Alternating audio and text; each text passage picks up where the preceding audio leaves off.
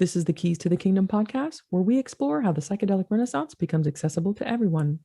I'm your host, Tammy Sanders, and I'm glad you're with us. Thanks so much for listening. Imagine booking yourself at a Marriott resort and spending 3 days at a psychedelic spa. Your first day is all about cleansing and relaxing body work. On day 2, you go on a transformative inner journey. Then, your experience culminates with guided integration so you can transfer your new expansion into your regularly scheduled life. The Marriott chain may not be on board with this yet, but if Maria Camille has it her way, this scenario will someday be a reality.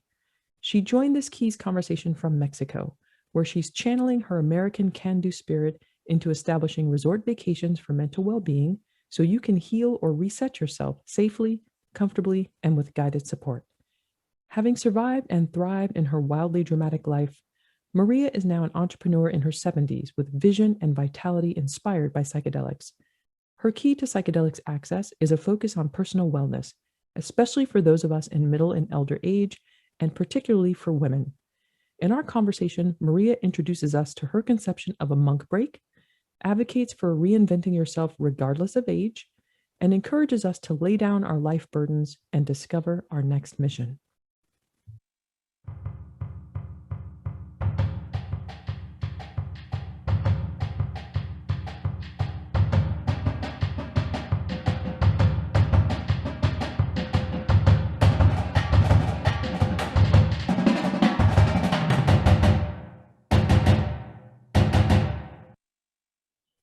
Maria, thanks so much for joining me. It's great to have you. Oh, thanks, Tammy. Thank you so much. Good to be here with you. It was interesting. I was talking to a friend over the weekend and I asked her, how are you going to take care of yourself? Because she's at a very busy period, very demanding period of her life. And I asked her, how are you going to take care of yourself? And she said, I just need to go on retreat. I need to go on retreat. And it's interesting. I do think that there's something about being able to step outside your life and just be on retreat that is probably sort of an optimal way for people to take care of themselves and look after themselves. It seems like, this kind of really aligns with kind of some of the work that you are looking to do in the realm of psychedelics. What do you think about that? Yeah, well, yes, I think I'm big on that. For the last 30 years, I've been immersed in the hospitality wellness industry and booking retreats and designing retreats and getting properties ready worldwide. But for individuals, what I call it, and I think it needs to become like a life regime where you go on a monk break. I call it a monk break. A monk break. And yeah, I like that. And I think you need to do that alone. So there's many retreats, most of them, everybody gets together and there's 12, 15 people in a retreat. And those are amazing. And I designed those too. However, for your friend and just what you've told me, I'd say go on a monk break, take a journal, go into nature and cry your heart out, laugh, everything. Yeah. Nobody's there to judge you. Nobody is there to get you off track. It's something, the work you have to do alone. Yeah. It's kind of like, and that's interesting, Maria. That's interesting because I never thought about it like no one's there to sort of judge you or get you off track when you go by yourself, right? As opposed to when you're with a group, you still might be sort of paying attention to the self-consciousness that we have, sort of how are other people seeing us or engaging with us. So the way I see that is people are always thinking, what do I think of myself? And what do other people think of me? So when you're in a group, there's always that dynamic. What do they think of me? What do I think of me? And that's like 90% of our self-conversation. That's a very good point. Yeah, that's a very good point. So when you go alone, that's work. That can be hard work. It can be blissful. And when you take a journal, I'm not saying like write a story or write paragraphs. It might be one word. It's just like write down thoughts. I always do this. Then when I get home, I look back through that journal and it's just like, wow, what inspiration that journal gives me, because there's all these ideas. And I think, gosh, I thought through all that and I would have forgot it if I just didn't write down thoughts. Yeah. So it's not about writing a story, or it could be, but I don't do that. I just write down just what's coming up. And there's really a lot of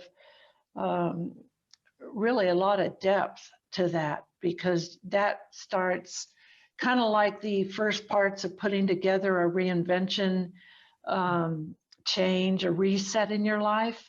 So when you kind of see what came up during a personal retreat, where you're just kind of alone, it's just people, not everybody can be alone with themselves, but boy, and then a lot can, but it's not just laying around, not doing something. It's kind of like you're there to do the work, but it's all through walking into the heart of trees. That's what I call it. I have an exercise for that. Walking into the heart of trees and getting the energy from nature. Go on walks, go in the mineral pool, all the pampering things you can do for yourself. But when you're doing it alone, you have that self-talk, you have the monkey mind, you have meditation, you go through all these little trippy things, Yeah, for sure. Yeah, for sure. I like the concrete suggestion of journaling, but not making it kind of a big production. Like, even if it's just, if you just write one word in the morning, one word in the afternoon, and one word in the evening, to kind of capture yourself, that could be a great start, and that could be enough.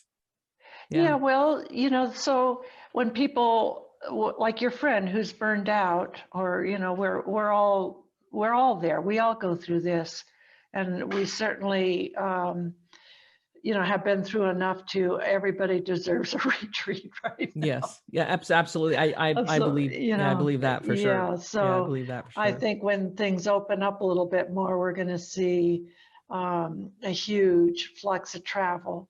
Yeah. And people just going out.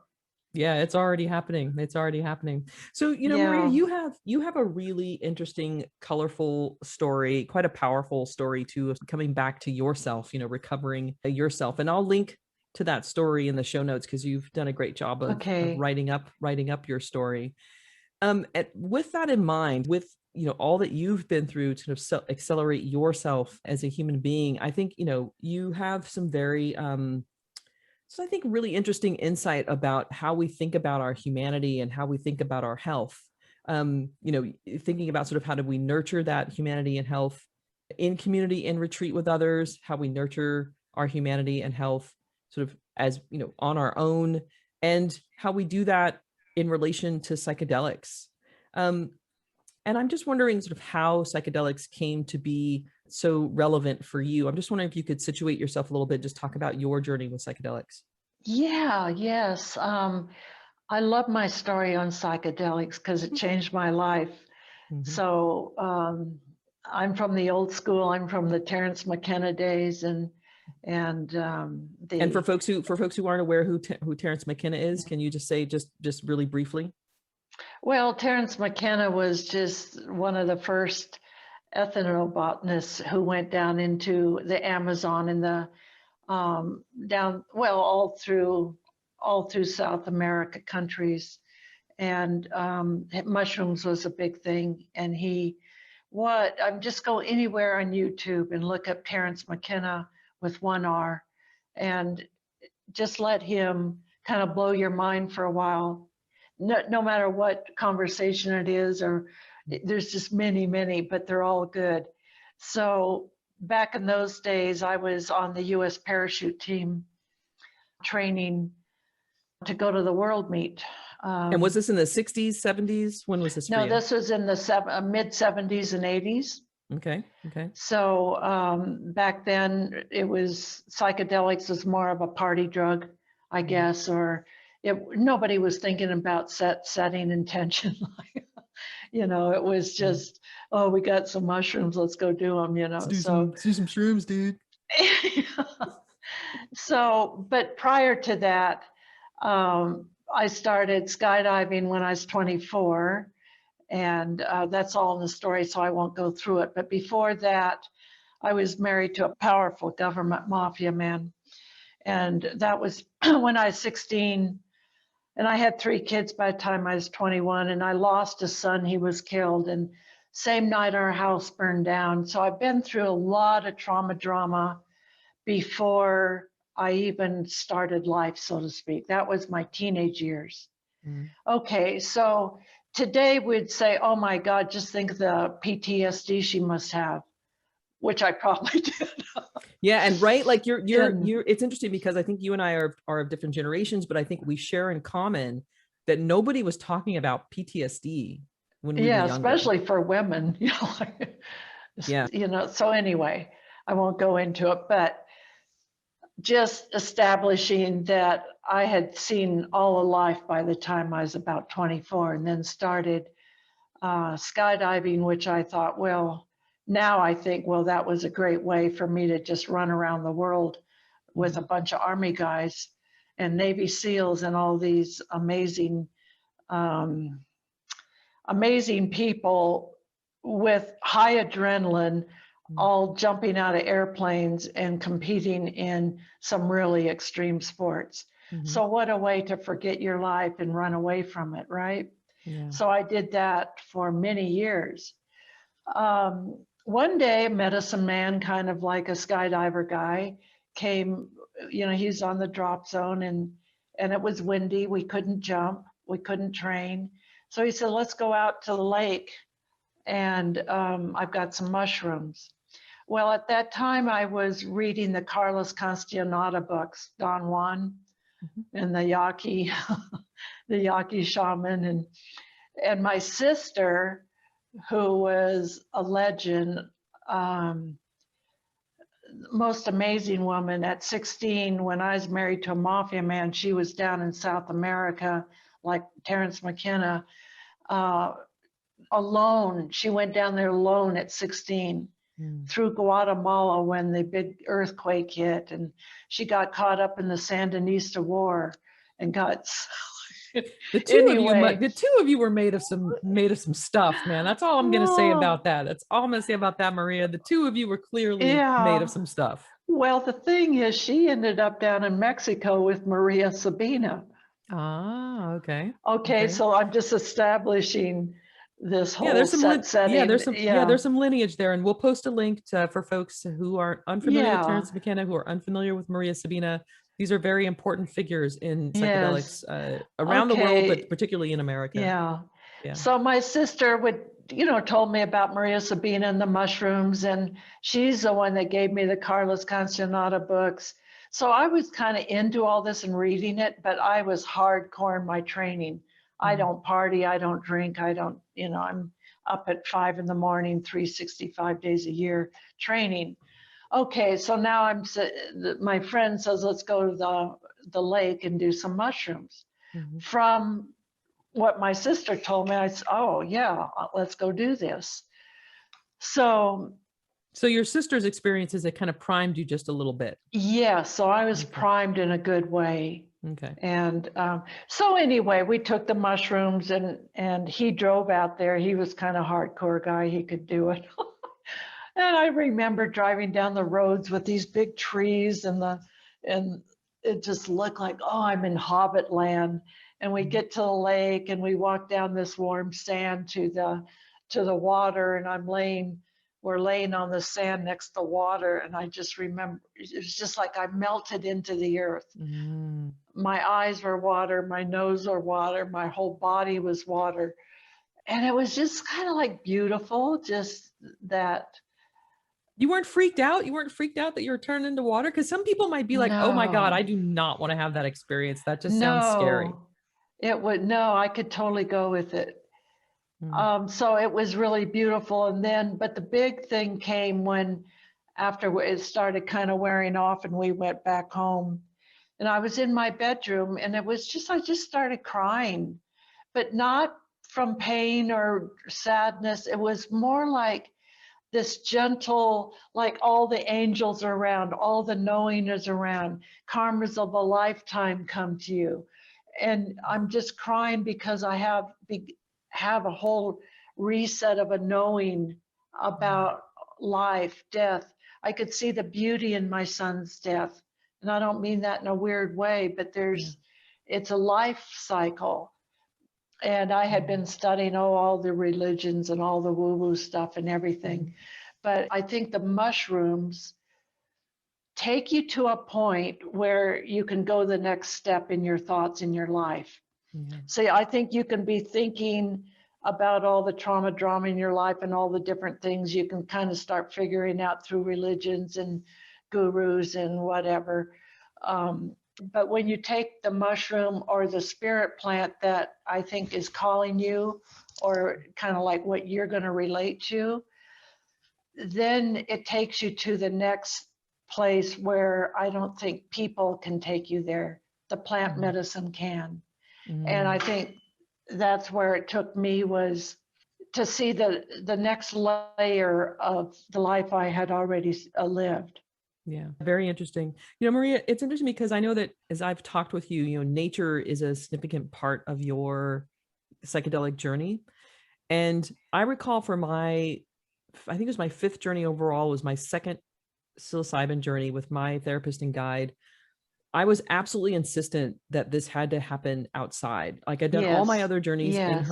in my therapist office, but I just Yeah. had this real intense feeling like this has to happen outside.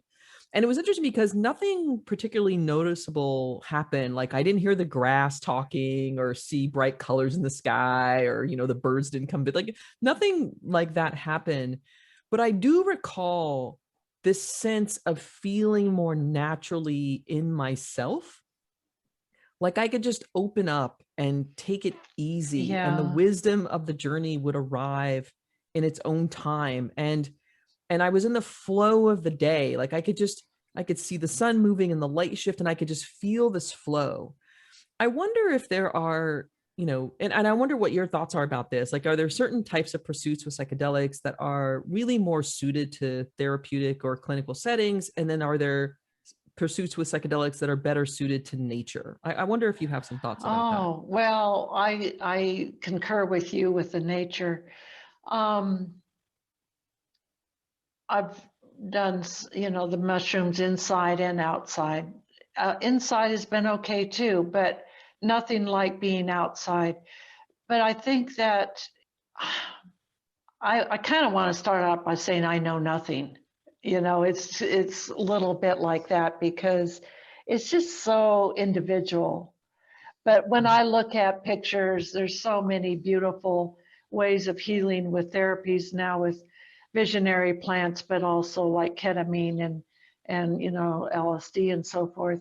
And I think it's a calling for everybody on what's best. But when I do see a picture in the clinical settings, which is kind of so convenient, and people are doing it over the phone on Zoom, and you're sitting having a ketamine treatment at home.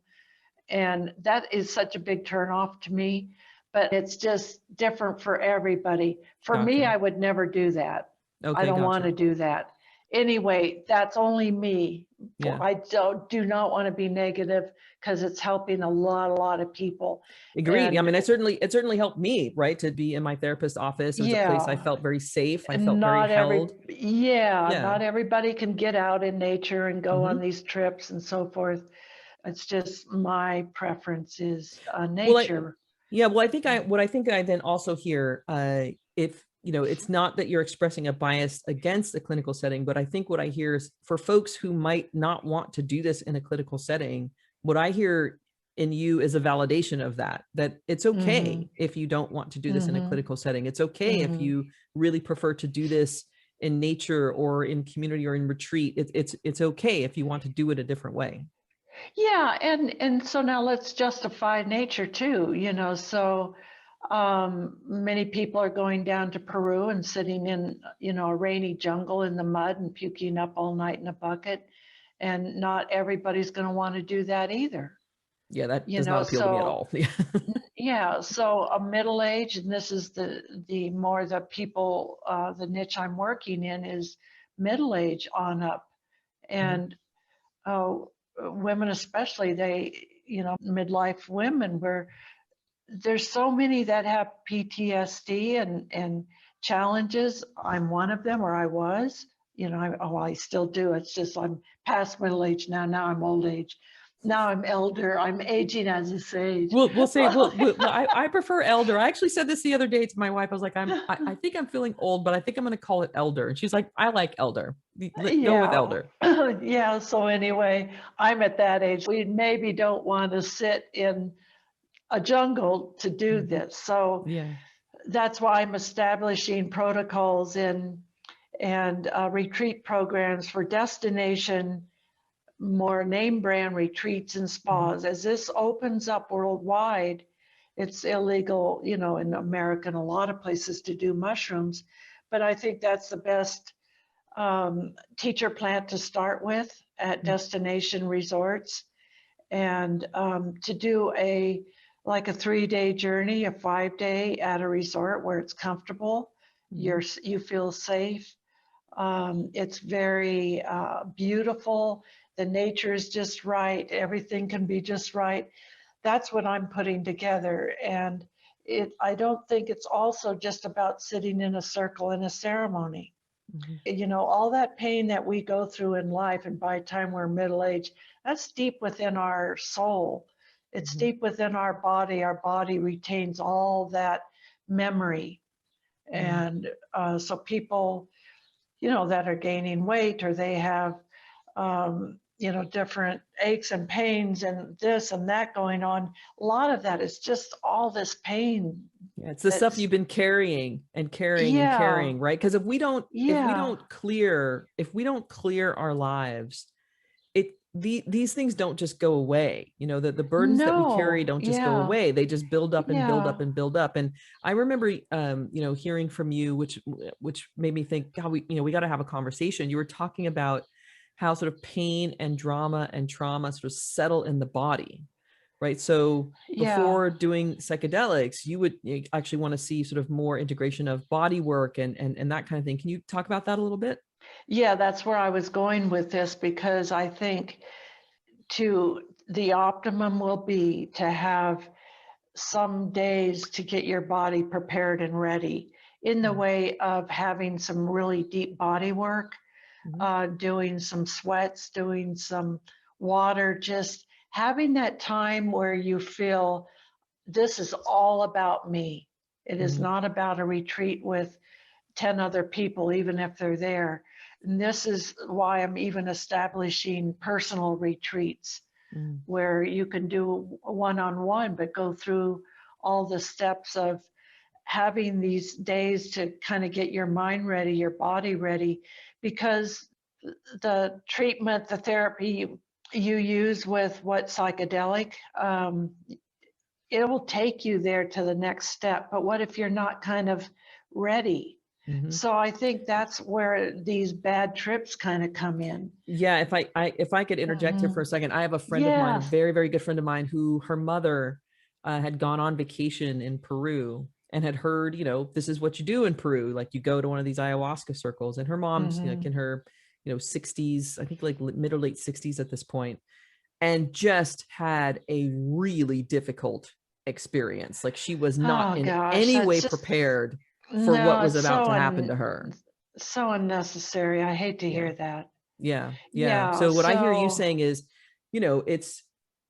it's the way you sort of position these, that it's about, if you are carrying these burdens in your in your body and in your being, this is an opportunity for you to sort of go have this, your monk time, but have it in a space and place that's sort of very safe and is kind of set up for kind of step by step by step healing.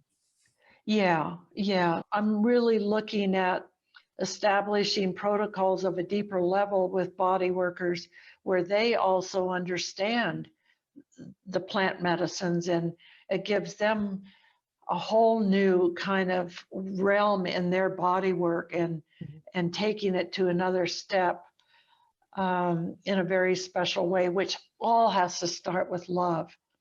If you have body work or some of these treatments where you're not feeling like that person is totally into you and just sees all your life and can love you in a very grounded, special way, it can go the other way. So I think to look at going on a retreat, most of them are very one way, you go for 5 to 7 days and you have a ceremony and you eat good and everything is good. Okay, I'm putting together protocols for when it could go to like a JW Marriott, out in in a beautiful place. I mean, all over the world, these big brands have these amazing properties out in nature in these most special places. And I've been to many of them because I've built those protocols for 30 years for different property brands. And I've been all over the world. You mean like general, like you've built general retreat protocols, not necessarily psychedelic retreats, but you've built other kinds of retreats. Yeah, because psychedelics is not, obviously allowed. But what I'm saying is I've designed the wellness treatments. I put together product lines. I put together whole retreats. I built out spas. I built out, I've been immersed every which way within this industry on a wellness side before the psychedelics was a thing.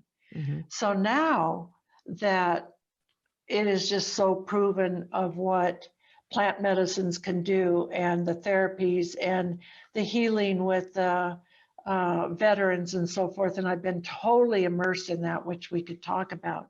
But it's just, they can't make it illegal anymore because it's just ridiculous, right? Maria, as I do this work, what I'm coming to realize is, and I know that this is it's a very bold way to state this, but right now the U.S. government has scheduled psychedelics as Schedule I substances with no known benefits. I think at this point now we can say that is a flat out lie.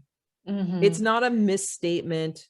No. It's not a mischaracterization. Like that, if we keep perpetuating that, that is a lie. Yeah. We know that's not true anymore. There's too much experience. And the world momentum behind psychedelics now is just like the governments are going to have to, that shows the power of a community, which I think is so great. But eventually the bigger brand properties will want to offer a deeper healing experience. Right now, the whole mandate for Global Wellness Institute, which is kind of our institute or association for wellness within the resort spa industry, their whole mandate is mental wellness. And you don't see, their whole thing is mental wellness. And so all these things that they're putting out there. However, I'm kind of disappointed because there's not one thing on plant medicines or the therapy that's happening. And I think that's going to change. It needs to change. It needs to come out. And so that is what I look to bring to a bigger space within our wellness industry at more the mainstream properties, which are in the most beautiful places worldwide, which you would want to go to, but they don't offer a protocol, right? Yeah, and it's interesting because you mentioned JW Marriott earlier. So you're talking about mainstreaming psychedelics to the average American vacationer, right? Like you're not talking about like going down to like the depths of the Amazon to go on a retreat. You're talking about these are sort of mainstream places that we would, that we would go to. Yeah. That's what I'm hearing. Yeah, but I wouldn't call it a family vacation necessarily. It would be what the big thing is for many years now. It's kind of like the experience journeys. People are traveling for more than a luxury hotel and everything the same, and go down the hallway to the spa and have a massage and then go, it's just that whole scene is always going to be there. But the people who are really forward thinking, that are really mostly these main brands, they're putting together these beautiful journey experiences of all kinds. And people are traveling for a bigger experience. They're traveling to to change their life, not just to be pampered for the weekend. Yeah, gotcha. So Yeah. without psychedelics to take that to the next step, I think they're missing out on what it really is, right? Yeah. But it has to be very safe. It has to be very not any stigma around it. Mm. It's just like getting it passed through the governments and the states. Nobody kind of wants to make a wrong move. Yeah, for And sure. the destination resorts are going to wait until it's kind of like really okay.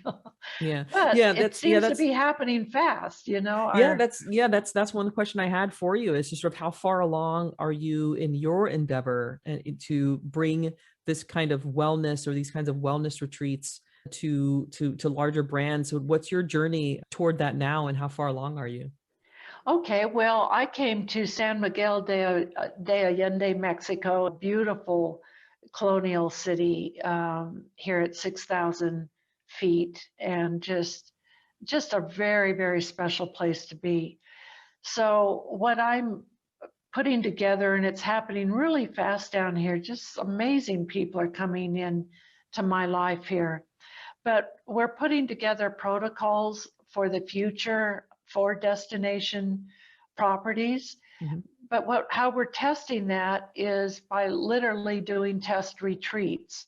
Mm. So we have some different guest doctors coming in here. Mm. We have different people from around the world that um, can't necessarily do this kind of work in their own country. So Mm. we're setting up kind of a center here in San Miguel where come here and we're going to test these theories. There's amazing people that already live here and that come to visit that would love to do kind of like these mini retreats to be a part of what we're putting together as programs. Mm. And then they can give us feedback, so Interesting. like from the body work to, Yeah. I call them vision quest journey experiences. So Hmm. kind of like a monk break, it's kind of like your own vision quest. And Hmm. we all kind of need one now for this reset we're going through. So Yeah, this that is a good vision, time for it as the world opens up yeah, again and people start to travel and people start to, yeah, people are getting vaccinated. We are, this conversation is happening in April 2021. As we are finally sort of see the other side of COVID times. So yeah. it is an interesting time for a reset. Yeah, so I decided to reset myself. I do this, like I said, to be let it become a lifetime regime, and I reinvent myself every 3 to 5 years, whether I want to or not. Mm. It helps you to not become stale, helps you kind of keep on top of the future. So How are you even though not, how I'm, are you, how does that not make you afraid? How are you not afraid of that? I mean, people are like, I mean, I have a pretty good life. Like, why would I upend my whole life and reinvent myself? no, Why would I no, do that? you don't need to reinvent yourself in your life right now, but I would say to you, reinvent things within what you're doing. Mm, Otherwise, it gets stale before you know it. mm. So It's you kind of mean, so you like, mean so you mean that reinvention is sort of internal? It's more internal than it is. no, it could also be a passion project, or it could be like your podcast right now is very timely and very good, but it's not going to be 5 years from now. Mm. You would need to kind of expand that Yeah. So subject and expand what's the the thought. next expression? What's the next thing I'm doing? Yeah, yeah. So I think I've had to reinvent myself so many times. My life has been so mosaic, and I've actually not lived in one place longer than 2.5 years in 40 years. Mm. So never have I looked, oh, where am I going to go next? Who am I going to meet next? What's my next gig? I'm always end up somewhere I never thought I'd be. But so I'm open to life. I'm open to this mosaic world. Mm. And I never planned it that way, but that is my journey. That's what my life opened up to, is being out there in the world, experiencing all of life. I crash a lot. I get scared. I get all of those things. Everybody does. But man, it's like just walk right through that. Just Yeah. walk through it, and just because you're so empowered every time you and reinvent something, or you go through a deep pain, well, it leaves big hole open for you to fill with something else. Yeah. It's And interesting because yeah. I think that, folks would think, well, when you hit a certain age, you should have it figured out and then that's your life. Oh, that's so like safe, isn't it? It It's is. so safe. Yeah, now Mhm. because I'm going into my 70s. So, okay. Oh, I'm 70. So now here I am. I'm all Yeah. settled. Yeah. And You got it all I figured should, out. What do you need to take psychedelics for, Maria? You got it all figured out, right? yeah, what a limiting thought. That's how I look at it. So Mhm. my moniker is think outside, no box needed. So anyway, I walk the talk. I've lived it. So I like even that. if, Actually, I like that. Think outside, no box needed. You don't want the box as a reference point. no, I don't. Yeah. Yeah. So Very on the interesting. anyway, going back to these experience journeys that we're experiencing. Mhm. So San Miguel de Allende is all about art. There's art galleries everywhere. There's artists, there's writers, there's thinkers, there's philosophers. So it's just like the perfect little city to have these amazing visionary retreats because you're in this amazing energy down here, and to go through kind of these visionary mindsets and these different experience journeys, but through artwork, through writing, through the psychedelics. And there's just no way you couldn't restart your life in a different direction. Very interesting. Okay, I have two questions that I want to ask you. So the first one is, how did you find this place? Hmm. How do you? I mean, obviously, you're open to vastly new and different experiences, but how did you come to be where Well, you are now? being in the hospitality industry for so many years, you just kind of have a radar because you're immersed in what's going on, and places and people and things and locations and properties. But I read an article in San Miguel, gosh, it was probably 15, 20 years ago. Mhm. And it was like so cool what was happening here way back then. Mhm. And it just was this fleeting thought that came in my head one day, I'm going to live there. Never thought about it again till about January. Mhm. And I said, I'm going to San Miguel. Well, since I've been here, oh my gosh, I'm so glad I came. There's so many women here. They've been Mhm. here for a dozen years, 20 years, from America all over.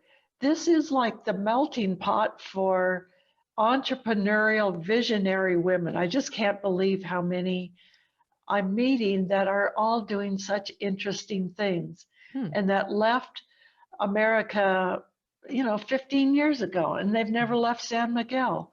And Hmm. so it's kind of like a wow. Now my journalist is coming out in me, and I want to do a story on the women of San Miguel Absolutely. because Yeah. it's like I always ask, how long ago did you come? What are you doing? What made Well, you the same thing stay? I'm And asking you. The same thing I'm asking you. Like, how'd you exactly. get there? What are you doing down there? Yeah, well, once you're out there in the world, I can attest to this because I was a digital nomad long before it was cool to be that. Hmm. Um, Once you're out in the world, you meet the people who aren't afraid to travel or to kind of do this, not do the status quo life. Hmm. So just by traveling, you're going to meet other interesting people that are kind of out there in life as the explorers. You find yourself in this place with people who are inspiring you, and it's interesting too because I think psychedelics are about expanding one's mind and expanding to the way that one can live one's life. And I think something like adventure and travel can do those things as well, right? They can sort of expand you and deepen you Oh, and reshape you. yes. Oh, I think more, I don't know, for me, more so than almost anything.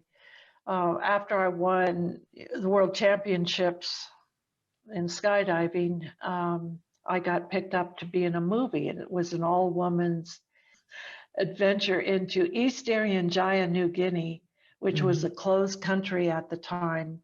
It's the Indonesian side of New Guinea, not Papua New Guinea. Mm-hmm. So it was an expedition with 5 other women, all world champions in their sport. So we had 2 mountain climbers, a river runner, and me, the skydiver. And you just are in these life circumstances when you travel that can really go bad or can go right. So you're like, you have to flow. You have to flow through this. That's the Yeah, best it's actually word. the opposite of control. It's actually flow. And it's a, I mean, it's a Yeah. trip. Like it Yeah. is a kind of trip, the same way that psychedelics are a kind of trip. It's Yeah. about heading into some unknown place and these unknown circumstances. I know that there are folks out there. I was actually just talking to a friend of mine who said that whenever she travels with her brother, he literally plans down to like the minute, like every place they're going to be and everything they're Oh going to do and God. everything they're going to eat. And she just shows up Oh, and says like, okay, well, where are we how fun going? for her. Like Yeah. what's gonna happen? And I think like there's pros and cons to both, right? I totally get that. Yeah. One Yeah. is not better than the other. I want to make that Yeah. super, super clear.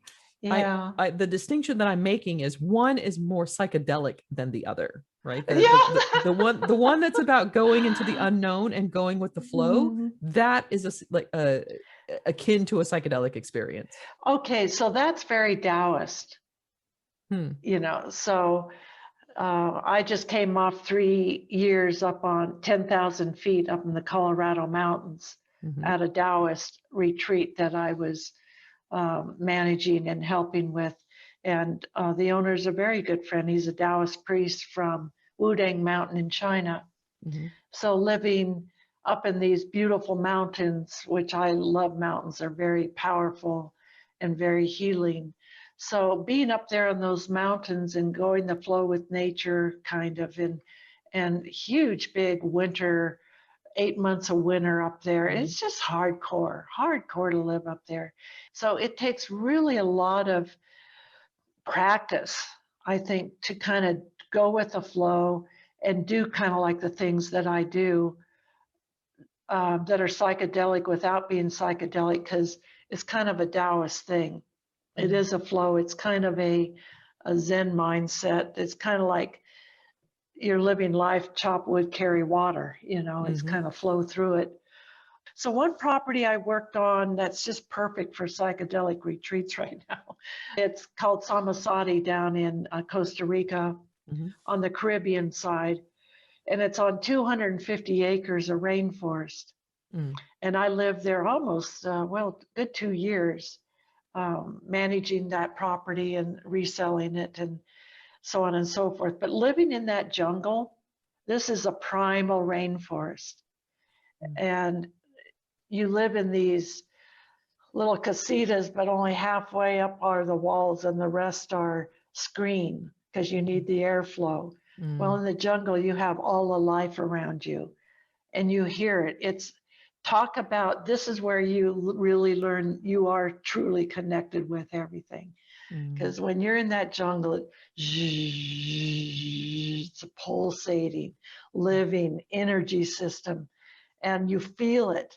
And when you're first there, it's almost like, oh my God, it's like this noise and all this energy. And you walk down the road at night with a big flashlight, you just know thousands of little, eyes are on you of all kinds. You have monkeys going through the trees, you have sloths hanging out, you have all of life there in that jungle. Yeah. And it's so intimidating until Yeah, you this is kind of yeah, this start is going to getting sound used to it. amazing. Yeah, this is going to sound amazing to some people and this is going to sound terrifying to other people, right? I was totally like, oh my God, I can't do this. But then people that come there for a retreat and it's all planned, it just changes their life. So you Yeah, don't but necessarily have to have this like crazy flow experience to be able to still sort of access the benefits of what the retreat could give you. As long as you're yeah, if you've got the set and the setting, you can still get to that intention of having that sort of yeah. an But opening experience. a property like this, my God, it's just so powerful. You can't help but heal in a setting like that. Yeah, exactly. Yeah. Even Yeah. if you didn't do a psychedelic retreat, you're going to come a way different if that's the intention. Yeah, But for sure. so psychedelics in places that are just so special, and if the leader of the retreat and the owner of the property really realizes, the power of what this can bring to people and really set it up that way. Well, there's places all over the world that people could be going to. It's Yeah. just not opened up yet. And But this actually brings me to my second question, Maria, uh-huh. that, you do encourage people to go be a nomad, right? But people will say, Oh, but well, people say, like, I don't have time to be a nomad, right? I have kids in school, I have a spouse at home, I have a house I need to pay for and manage, I have a workaday job. So part of what I hear you saying, what I hear you talking about is sort of bringing that spirit of being a nomad. And I just wonder if you can talk a little bit more about that. How is it possible to achieve this growth if you don't want to leave your life behind, you don't want to go live in a jungle, but it does seem like what you're trying to create is these more contained opportunities to live that nomad spirit. yeah. Yes, and I think that's why so many of the retreats around the world, it's why they develop what they call experience journeys. Mm-hmm. So if you can only get away for a week or 2 weeks, oh my God, make it the best experience that it can be. Yeah. And that's what I want to put together, is something so very futuristic, but in such a grounded, beautiful way that isn't being done right now. But you absolutely have to have the visionary teacher. They're the leaders of the retreat, the teacher plants. Mm-hmm. Mm-hmm. But so, okay, one thing we're starting here in San Miguel that I'm starting is like a psychedelic preschool. Hmm. Okay, so Say so we're gonna more. have, yeah, so we'll have day trips. And who's the teacher? The teacher plants. Mm-hmm.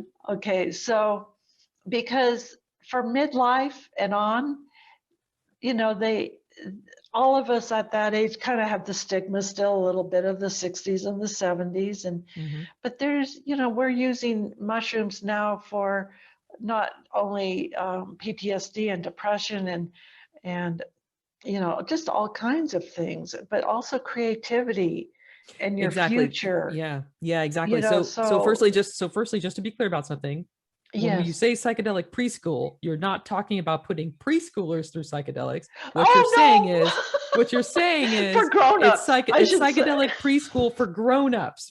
You should I would recommend a branding change on that, like just No, I left full that one branding. word out. I left the so word it's out. so it's psychedelic preschool for grown-ups, giving Yeah. but this is a good point that you're making. Like, I was talking to an artist friend of mine who said to me, I don't really feel inspired by anything right now.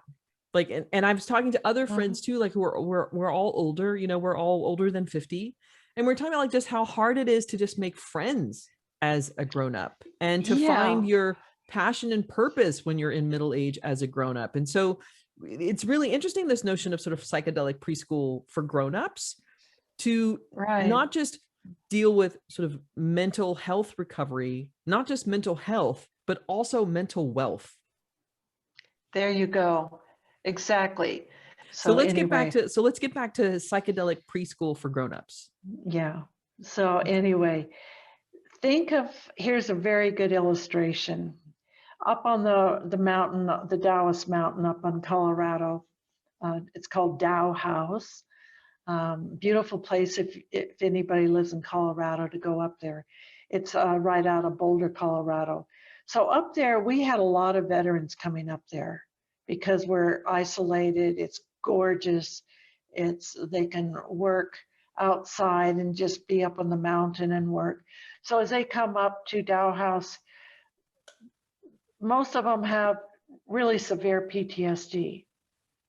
So I've been around and helping them, kind of like being their mother, almost listening, and what they've been through. And so one night we all did some mushrooms, a beautiful, beautiful ceremony. And we were sitting by the fireplace the next day and just talking. Well, about four of the women that work at the lodge came up and was talking to, and one by one, all their stories came out. One had her son killed just like mine. Just these life stories came out of these invisible women, because it's women become kind of invisible at a certain age, and nobody asked them. It was kind of all about the veterans and the PTSD, which I love these guys. So of course I'm very, very into these ceremonies for the veterans, and they need it. And but then I thought on my own trip with mushrooms at night, it's not just Navy SEALs who have PTSD. What about the women? And here nobody ever even asked them. And so then it became really important for me because I'm one of them. I got through it all, but oh my God, what I'd been through, very few could kind of get through all that. And so, and they're middle-aged. And like one woman said, all my pain has gone into my body. She's very overweight with arthritis. Everything's wrong with her. She said, my body got like this after I was drug raped, but this is older in life. She's been through so much. Yeah. She I mean, said, there's a reason. why, Yeah. There's a reason that book, The Body Keeps Score. There's a reason, that book yeah. is so profound. Yeah. My heart is just out to, okay, we've got to set protocols for women to go to these destination retreats and have it very safe and have a total different experience than maybe the Navy SEALs would go through. Mm. You know what I mean? Like there's different kinds of PTSD and mental problems. But in the end, I believe the medicine plants can take every one of these different situations to a level to where if somebody is ready to be open to go with this, like let the teacher plant take you to a place, and when it brings you to where it kind of seems, okay, I'm going to really have a hard time with this, or it's really beautiful, you just got to open your heart and go with it.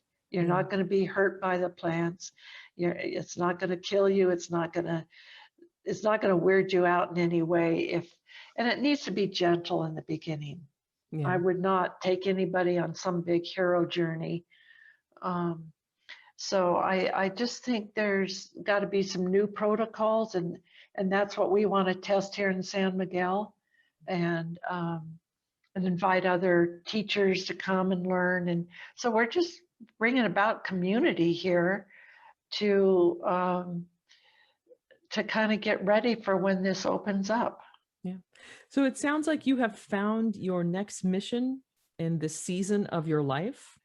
I think what's really inspiring for me is this notion that, it's never over. Like life is never over. And the discovery is of what you can contribute and who you can be. It's never over. And I think that that's why sort of being able to have psychedelics be accessible and make it accessible to different people in different ways, right? Which is a key part of what your retreat experience is about is, if I'm thinking about middle-aged women who are carrying the burdens of life, how do we make psychedelics safe and accessible for them, right? How do we get this to a place where it's open to them? Yes. So, and now you could look at the different niches within that. Like there's people that are, on the end of life, cancers and so forth. And the mushrooms, what a beautiful, beautiful journey the mushrooms can give people to not have the fear of dying. You also have, we're all getting older. I'm there. And mushrooms are beautiful for people that are getting older. It's beautiful for creativity to figure out kind of like, what's my next gig? And so I think there's just so many different situations. And when you bring literally everybody together for one big retreat, but everybody has a dozen different things they're working on, that energy, you do feel it with other people. So I kind of think there has to be, like when you go to a spa, you have your own treatment and you're there alone. you're not with a dozen other people. So you can So kind of think about, focus and find your thing. yeah, so I believe that, gee, when people go to a destination resort, that they could have um, a menu of treatments, and there could be some psychedelic preschool where you can have a class and For learn all grown-ups. about it for grown-ups. For grown-ups. Yeah, and then you could do a day trip Mhm. with the teacher plants, but it's more on individual journeys. Yeah, gotcha. Gotcha. And there could be group too, but I think there's very much a place for individual. Yeah. Well, this has been really interesting to just hear your vision for a kind of psychedelic access that is very personal, um, and accessible to maybe a demographic of folks that we don't really hear about or talk about that much. Um, Mhm. it's also interesting to hear this vision of a engagement and future with psychedelics that's about creativity and reinvention, Yes, at yeah. any age, particularly and especially in middle or elder age. So I Mhm. really appreciate you sharing this with us. I definitely look forward to hearing how San Miguel unfolds. Yeah, There'll be yeah. links for folks who want to learn more about your work there and experience more of your work there. Do you have a final thought before we sign off here together? Do you have a final thought you'd like to share about psychedelics access, or the joy of getting older? Oh, all of the above. Let's see. I think don't be scared of trying some of these therapies, and for any situation, as you get older, if you're into life or creativity, there's so many different aspects of it. I just think if you've never done this, I think it is the time to start opening up the heart chakras, the whole body to the teacher plants and get back to kind of not coming up with our own ideas about everything. Let let another teacher come in and bring you to a level where you can go forward, but be open to go forward. I don't know how to bring that together, but I think that's something like actually, that. yeah, I think that's actually I think that's very well said. Be open to going forward. Yeah, Yeah. yeah. I I think that's a great way to take us out. Maria, thank you so much. Okay. Oh, thank I you. know we're gonna be in touch again. I look Yeah. forward to having you back on Keys to the Kingdom when we are talking about retreats at JW Marriott. That's gonna be incredible. So let's I don't know if I should have used that brand name. So I've never talked to J.W. Mary about this. I've been to all their properties, but it was just an yeah. example. It was Well, just an everybody's so example. sensitive these days, so I I just want know. to like say I never talked to them about this yet. It was Just just an okay. example. Yeah, Marriott yeah, yeah. brand. Okay. Okay. All right, Maria, thank you so much. Okay, dear one. Thank you. Until Bye-bye. next time. Until next Uh-huh. time. Okay. That wraps up another episode of Keys to the Kingdom. Thanks so much for listening. Check out the show notes for resources we discussed, and follow the Keys conversation on Twitter at Psychedelics Key. Until we meet again, remember, you are connected, you are love, and the kingdom is yours.